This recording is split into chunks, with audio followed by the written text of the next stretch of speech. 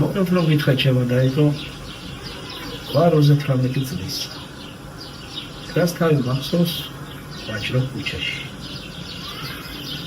ასე იყო მამა ჩემი. ადგილი სადაც ვარ ასე თუ ისე შემიძლია თქვა რომ ისგან მემკვიდრეობით მეყო.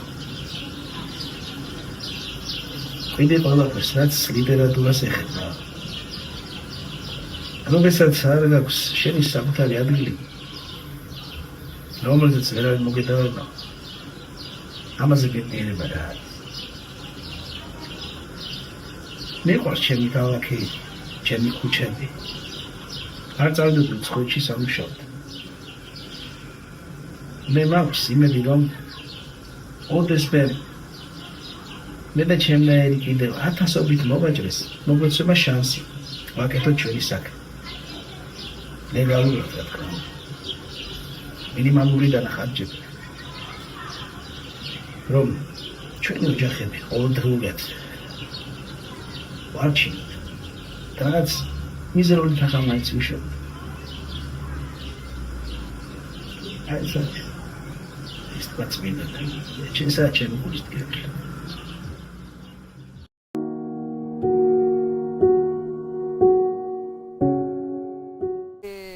15 წელია სავარაუდოდ რომ ქუჩაში ვმუშაობ. მუშაობ საღამოს 7 საათიდან, იმიტომ რომ აქამდე მერია უფლებას არ გვაძლევს. საღამოს 7 საათიდან ღამის 11 საათზე მივდივარ სახლში.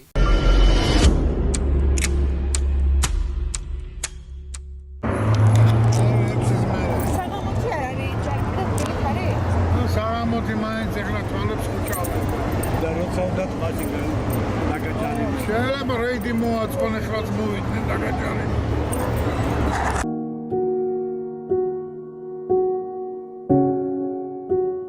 გარე ვაჭრობა წარმოადგენს სამართალდარღვევას. აღნიშნული მოწესრიგებულია ადმინისტრაციულ სამართალდარღვევათა კოდექსში.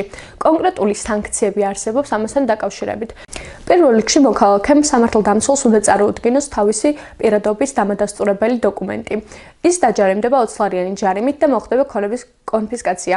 რაც შეეხება ქონების კონფისკაციას, ნიშნავს აღნიშნული ნივთის ჩამორთმევას.